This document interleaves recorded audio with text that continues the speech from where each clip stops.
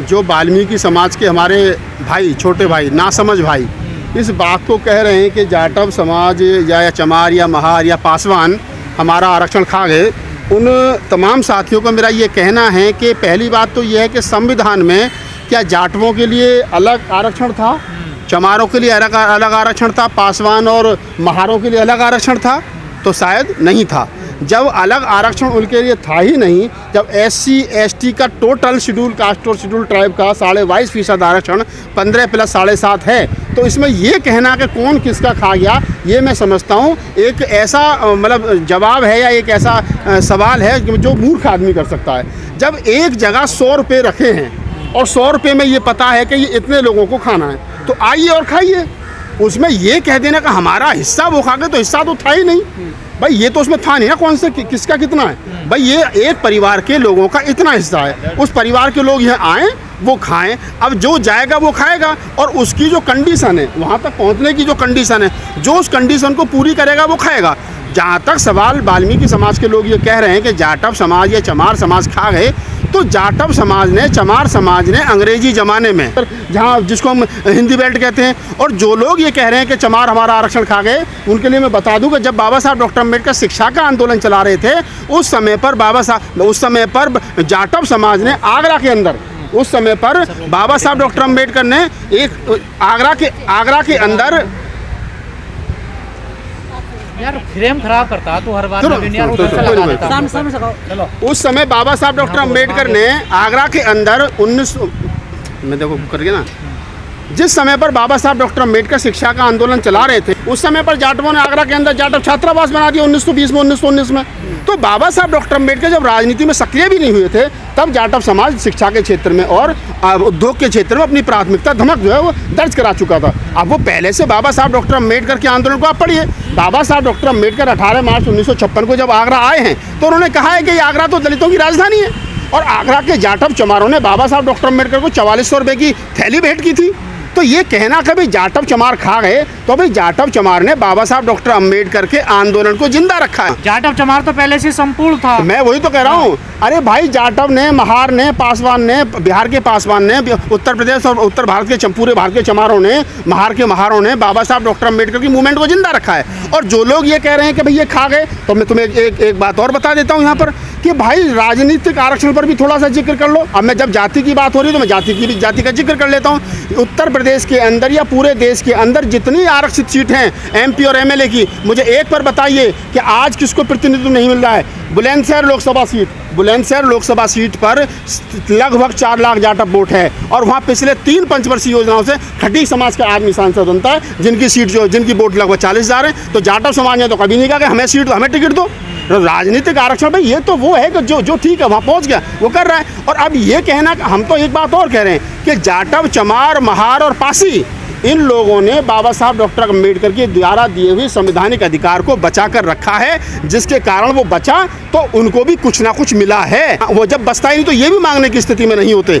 जो लोग ये कह रहे हैं कि हमारा हिस्सा खा गए, तो तुम्हारा हिस्सा था का, पहले ये तो बताओ। और ये भी कहा जा रहा है कि जाटव चमार गलत अफवाह फैला रहे हैं कि आरक्षण खत्म हो जाएगा अगर ये फैसला लागू हो जाता है। तो अभी एक बात मुझे बताइए कि अगर पूरे 22.5% में कोटा लागू कर दिया जाए, ST में से मीणा और शेड्यूल कास्ट में तो जाटव, चमार और महार और पासवान को अगर क्रीमी लेयर के हिसाब से कुछ लोगों को बाहर निकाल दिया जाए, और क्रीमी लेयर पर ठीक है मीणा और चमार बाहर आ जाएंगे कुछ परसेंट, 1-2%। तो अभी तो सरकार के सामने ये सवाल है कि जो लोग क्रीमी लेयर के आधार पर बाहर आएंगे उनको कहाँ रखेंगे सरकार? उनके बच्चे पढ़ लिख करके कहाँ जाएंगे? क्या उनको जनरल में जगह मिलेगी? क्या वो जनरल में काउंट होंगे? या अभी तक तो ये कि शेड्यूल कास्ट का बच्चा अगर मेरिट के आधार पर जनरल में आ जाए तो उसको जनरल में माना ही नहीं जाता, शेड्यूल कास्ट में माना जाता। टीना डाबी के बाद में नियम बना दिया था सरकार ने। अगर ये मान भी लिया जाए वर्तमान समय में कि चलो क्रीमी लेयर आप लाएंगे, तो क्रीमी लेयर में उन लोगों को कहाँ रखोगे? पहली बात तो सवाल ये हो गया।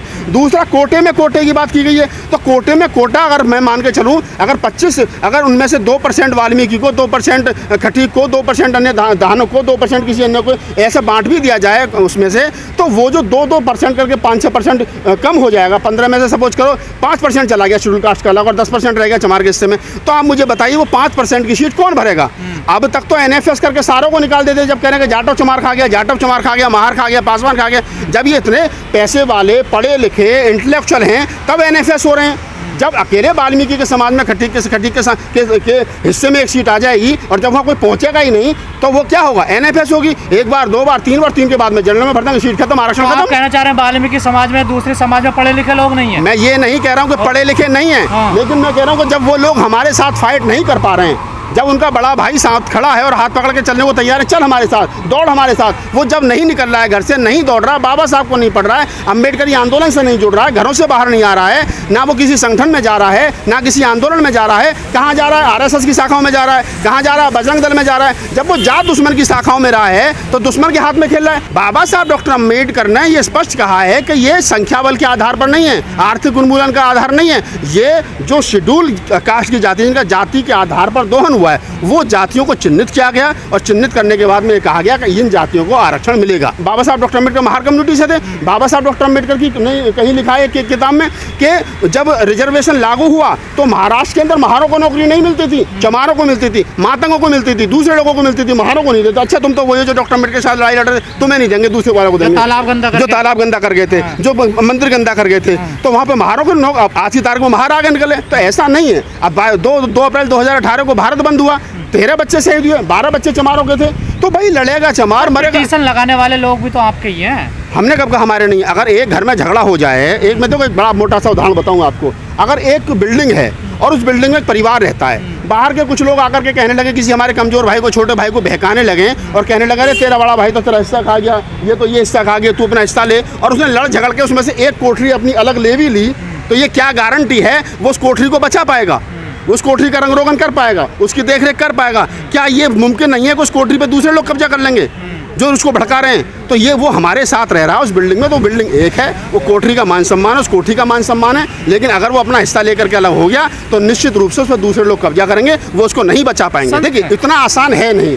ये जितने लोग लड्डू बांट रहे हैं ना कि जी नहीं हम तो, हमें तो आरक्षण मिल गया, हमें तो ये हो गया, उतना आसान नहीं है। सुप्रीम कोर्ट ने आदेश दिया है, मतलब सुप्रीम कोर्ट ने राय दी है अपनी, ये कहा इसको कर सकते हैं। हालांकि उसको करना भी बड़ा कठिन काम है। उसके लिए जातिगत जनगणना कराओ, कैसे तय करोगे कि क्रीमी लेयर कौन है, कौन बाहर निकलेगा, कौन अंदर रहेगा, ये कैसे तय करोगे? शेड्यूल कास्ट में चमार, जाटव जो है, महार जो है, पासवान जो, वो कितना मजबूत हो गया है और कितना मजबूत नहीं हुआ है, उसको किस आधार पर बाहर निकालोगे? कोटे में कोटा किस हिसाब से दोगे, वर्गीकरण किस हिसाब से करोगे? तो उतना आसान नहीं है। सरकार को हजारों करोड़ रुपए खर्च करने पड़ेंगे इसको लागू करने के लिए, और सरकार पहले ही जातिगत जनगणना पे हाथ खड़े कर रही है, तो वो और जातिगत जनगणना कहाँ से करा देगी? तो उतना आसान नहीं है। लेकिन फिर भी जो निर्णय आया ये गलत है, ये ब्राह्मणी निर्णय है। जो सुप्रीम कोर्ट अपने यहाँ वर्गीकरण नहीं कर पा रहा है, जो सुप्रीम कोर्ट अपने यहाँ कोटे में कोटा नहीं दे पा रहा है, जो सुप्रीम कोर्ट अपने यहाँ दूसरे लोगों को जगह नहीं दे पा रहा है, चंद्रचूड़ साहब जज, उनके पिताजी चीफ जस्टिस, उनके दादाजी चीफ जस्टिस, अरे एक उनका परिवार में और दूसरे लोग आ जाएंगे। अब तुम तो अपने आप में सुधार कर नहीं रहे हो, लेकिन जो एक परिवार ठीक ठाक चल रहा तुम वहाँ उन आपस में झगड़ा करवाने के लिए काम कर रहे हो। ओहो, मैं कहता रहा हूँ, पहली बात तो कांग्रेस का लागू कहाँ से करेगी, वो सरकार में ही नहीं है, ठीक है। और जो नहीं, मैं कह रहा हूँ जो धर्मेंद्र यादव ये कह रहे हैं कि नहीं हम तो इसका स्वागत कर रहे थे, तो धर्मेंद्र यादव पहले ये बताएं कि तुम करोगे कैसे इसका लागू? तुम तो कभी कहीं हो ही नहीं 3 में ना 13 में। दूसरी बात, जो लोग ये, इनका क्या है कि वो एक कहावत है हमारे पश्चिमी उत्तर प्रदेश में कि राण के पावन सुहागन लागी है जब है ना मोसी, मतलब कुल मिलाकर हमारा तो सत्यानाश हो ही रहा है, लेकिन तुम्हारा भी हो रहा है, इस बात की हमें खुशी है। इनमें क्रीमी OBC वाले अपना तो ले नहीं पाए आज तक पूरा, ये कोई झगड़ा मतलब सरकार से टकराए तो है नहीं आज तक, सरकार से ये नहीं कर पाएगी मंडल कमीशन लागू करो, 27% आरक्षण दो, हर जगह लागू करो, वो तो ये कर नहीं पाए। लेकिन शेड्यूल कास्ट को में अड़ंगा पड़ गया, भी खुश है ना। तो जतिन राम मांझी भी वही तो भाषा बोल रहे हैं। जतिन राम मांझी तो, मैं तो जतिन राम मांझी साहब से भी करूँ, तुम बिहार के मुख्यमंत्री रहे, 1980 से लगातार विधायक हो। जतिन राम मांझी ने कितने अपने समाज के बच्चों को पढ़ा लिखा कर बना दिया। वो मुख्यमंत्री थे तो चलो मांझी समाज के लिए एक अच्छा सा स्कूल बना देते, एक क्या नाम है 10 मांझी समाज के बच्चों को तुम विदेश पढ़ने के लिए भेज देते। अरे जो आदमी मुख्यमंत्री रहते हुए, MLA रहते हुए, मंत्री रहते हुए, सांसद रहते हुए अपने समाज का भला नहीं कर पाया जतिन राम मांझी, आज वो स्वागत कर रहा है। क्यों भाई? तुम तो मुख्यमंत्री रह लिए जब अपने समाज का भला नहीं करवाए, अब तुम करो नहीं साहब स्वागत है। किस बात का स्वागत है भाई? जो अम्बेडकरवादी चमार है, अरे मैं सुन लीजिए, आपके कहने से थोड़ी हो जाएगी।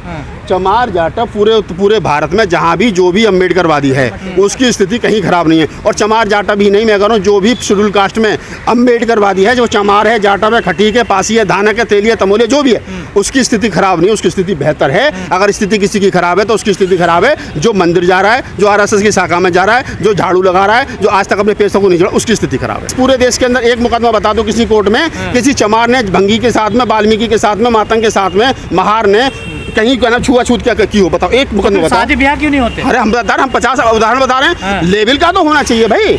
हमारे साथ डीबीएस सहरा साहब रिटायर्ड साइंटिस्ट, उन्होंने अपनी लड़की वाल्मीकि को दी है। तुम तो वही भाषा बोलने लगे ना जो अरे तो प्रकाश बोल रहे प्रकाश, थे। अगर एक हमारा बच्चा आईएएस है तो आईएएस चाहिए हमें, हमारा लड़का इंटर है तो इंटर चाहिए। ऐसा थोड़ी हम अपनी आईएएस लड़की जो है वो जाकर के कह देंगे नहीं बाल हम एक चाहते हैं सब हम आपके घर में कर देंगे। अगर वाल्मीकि कोई लड़की है तो हम तो उनसे भी कहते हैं वाल्मीकि लड़की आईएएस है, लड़का आईएएस है।